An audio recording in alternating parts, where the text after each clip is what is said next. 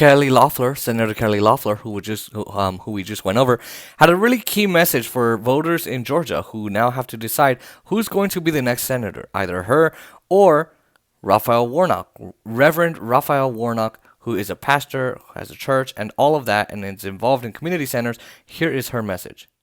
Radical liberal Raphael Warnock, radical liberal Raphael Warnock, radical liberal Raphael Warnock, radical liberal Raphael Warnock, radical liberal Raphael Warnock. So that's not really a good message, and I wanted to discuss why it's not a very good message. But first, why is she doing it?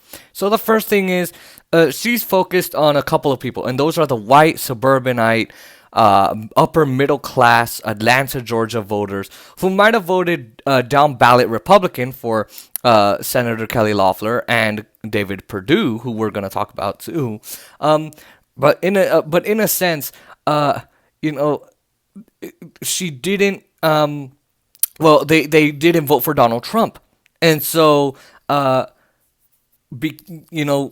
because of that, she's trying to kind of excite the base and say, "Hey, look, I'm not a radical liberal. I don't support defunding the police. I don't support Medicare for all," which is stupid because most people want it. 72% of the American people want Medicare for all, including about 51% of Republicans. So that comes from Fox News, by the way. So if you're, where's the poll? Yeah, okay. Fox News said that. Fox News said that. Okay. Now, so that's kind of why she's doing it. She needs to make sure that she can secure the base. Make sure that they come out and vote. Because they already voted Republican, might as well secure them again.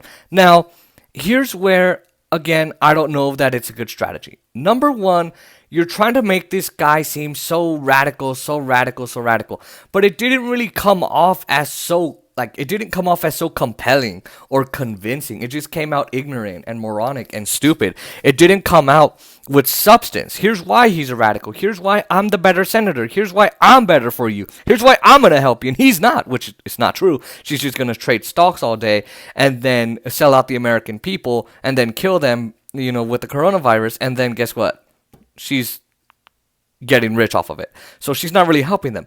Aside from that, I mean, this is not a really great strategy, again, because of how moronic it sounds.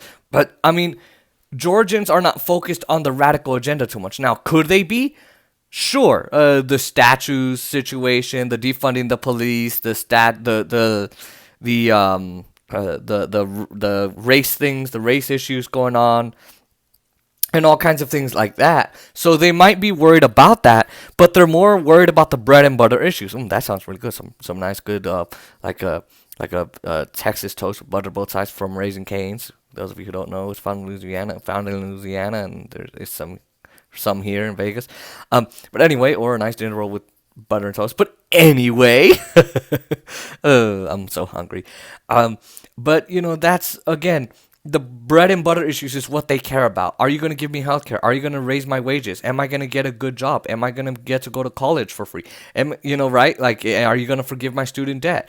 Are you going to give me Medicare for all? Right? Are you going to cancel my medical debt? Student debt, all of that. So housing for all whatever. So that's what they're worried about. Now, if she loses, who do I blame? The RNCC. And I also blame everybody else who thinks that this is a winning strategy. Right now, apparently, Democrats are leading in the polls there. So who do I blame? I blame the RNCC. That's the Republican National Campaign Committee. They're the ones who make this happen and tell her, hey, you know what? Call him a radical liberal. Anytime you say his name, call him a radical liberal Raphael Warnock, which I don't think is going to work for her. Now, she did mention defunding the police. I got to tell you, I love how nobody really runs on this issue. Nobody. And they're trying to say like, oh my God, they're trying to defund the police. Actually, as AOC said in her debate with Nikki Haley last week or a couple of weeks ago, 2 weeks ago, the federal government has no jurisdiction over the police agenda, like the police budgets. They can fund the states, and then the states fund the police, and then, because that's handled in a municipal level, and then those budgets are decided by the cities and the states, not by the federal government. So, and I think we should defund the police. And I know people, oh, you liberal. I don't care. Shut up. Just shut up. So again, that's a really flat point, and it's mute or moot because no one's really gonna think that Raphael Warnock's gonna defund the police. Come on. Now, is this gonna work? Is the Republican base gonna go out and vote? Now, look, there's a problem here. She won't say whether the election was rigged or not. She won't say whether Donald Trump lost. She won't say none of that. And so because she won't say none of that, you have a problem here where you got a lot of upper middle class, rich Atlanta voters, white suburbanites who are thinking, okay, do I want a radical liberal or do I want kind of like a Cindy Powell, radically dumb, streak of conspiracy theory type of person? I don't know who I want, radical liberal or conspiracy theory Cindy Powell type person, Sidney Powell type person. And we went over that last week. You can check that out, as I said in the other video. Again, if you can't say whether the election is rigged, you've got a problem number two, which is if she says it's rigged, now Trump supporters are going to go, oh, okay, well, that's fine. But then you're going to have white suburbanites who might go, as I said, no, I don't like that. But you'll make Trump happy. If she says, actually, no, the election was fair, Joe Biden's going to be president, now she faces a problem with Daddy Trump, who's now going to put out a tweet because she's pretty scared of a tweet. I don't know why. And then he's going to ruin her political career. So, again, that's her problem there. Now, is it going to work? Again, like I asked, I don't know. Because, because what you have is Donald Trump is not on the ballot. And it happens a lot in the midterm elections. Midterm elections, again, for those of you who are not very political, are after the presidential election, 2 years later, we vote in a couple of new Congress people. And so, again, and that's after the presidential election. So when the president is not on the ballot, it typically drives down all, like just goes up, just drives down all of the votes because people are not as encouraged. And when you have a person in Kelly Loeffler who's rich, corrupt, a criminal, and doesn't give a damn about you, well, okay, that's a big problem right there. And so when you kind of have that in a campaign, when you're not going to have a lot of people enthusiastic about her, they're not going to be going to people's doors, they're not going to be putting yard signs and lawn signs, they're not going to be making ads like all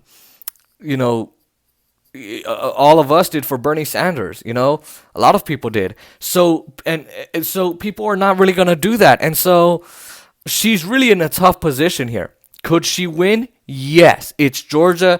A lot of people tend to vote more federally in terms of Republicans. They vote for them. Why do they vote for them? Because if you have a Democratic president, you kind of typically want Georgians want typically a check and balance type of power on the Joe Biden, Kamala Harris administration and the Nancy Pelosi House, because she'll be the Speaker of the House, regrettably. And I'll do a video on that, hopefully. Now, so, again,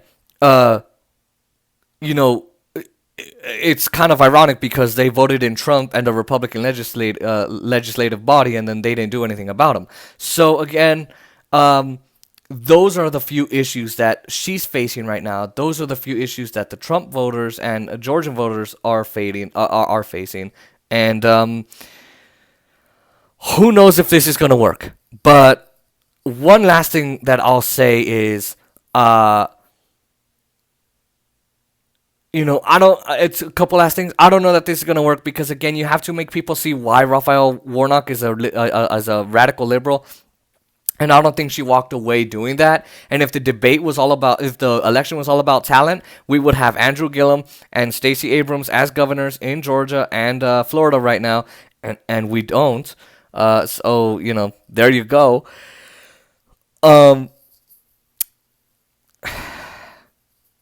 It's just no. And last thing, Kelly Loeffler has such little emotion. I bet you when she got rich, she was off of the stocks that she sold and then bought into. She was like, yay. Little more emotion, please. Yay. More. Yay. Yay. So, really terrible candidate and not so great talking points. And I just hope that she doesn't win.